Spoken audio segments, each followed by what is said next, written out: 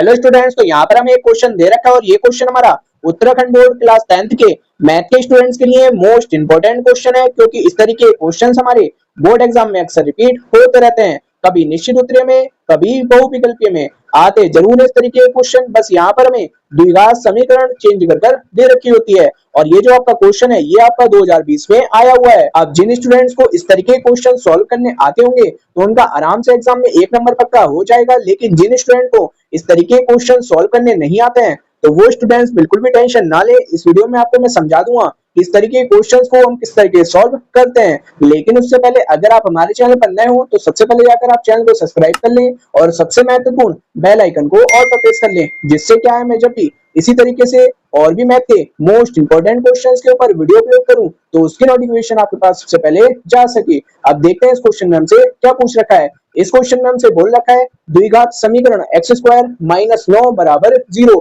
इसको हमें यहाँ पर हल करना है, यानी कि यहाँ पर हमें x की वैल्यू को ज्ञात करना है और यहाँ पर हमें द्विघात समीकरण दे रखी है, जिसके कारण से यहाँ पर जो हमारे पास x की वैल्यू आएंगी वो आएंगे हमारे पास 2।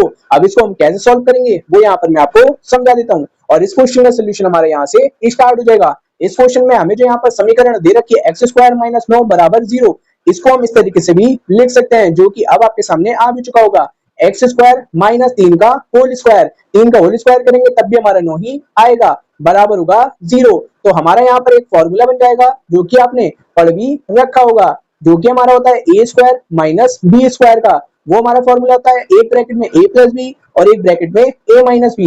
तो a की वैल्यू हो जाएगी हमारे पास x और b की वैल्यू हो जाएगी हमारे पास 3। अब जिन स्टूडेंट को फॉर्मूला ना पता हो वो यहाँ से इस फॉर्मूले को भी नोट कर लेना। तो एक जगह आ जाएगा हमारे पास x प्लस 3 और एक जगह आ जाएगा हमारे पास x माइनस 3 और बराबर यहाँ पर हमारा 0 चल ही रहा है। एक बार हम यहाँ पर x प्लस 3 बराबर 0 लेट कर लेंगे और एक बार हम यहाँ पर x माइनस 3 बराबर 0 लेट कर लेंगे। जब हम यहाँ पर x माइनस 3 बराबर 0 को लेट करेंगे तो जो यहाँ पर हमारे पास माइनस 3 है उसको हम दूसरी साइड ले जाएंगे तो x बराबर आ जाएगा यहाँ पर हमारे पास 3। अगर हम x प्लस 3 बराबर होगा 0 लेट करेंगे तो यहाँ पर जो हमारे पास प्लस का 3 है उसको हम दूसरी साइड में ले जाएंगे तो x की वैल्यू आ जाएगी यहाँ पर हमारे पास माइनस के 3, यानी कि x के हमारे पास दो वैल्यू होंगी, एक प्लस के 3 और एक माइनस के 3। और इस क्वेश्चन में हमें यहाँ पर इस द्विघात समीकरण को सॉल्व करना था, वो हमने यहाँ पर कर दिया है। और उम्मीद करता हूँ कि जिन स्टूडेंट्स को द्विघात समीकरण सॉल्व करनी नहीं आती थी इस वीडियो को देखकर आपकी समझ में आ गया होगा। अगर आप इसी तरीके से और भी मैथ के मोस्ट इंपोर्टेंट क्वेश्चंस देखना चाहते हो तो मैंने इसकी एक प्रॉपर प्लेलिस्ट बना रखी है और उस प्लेलिस्ट का लिंक मैं डिस्क्रिप्शन में दे दूंगा,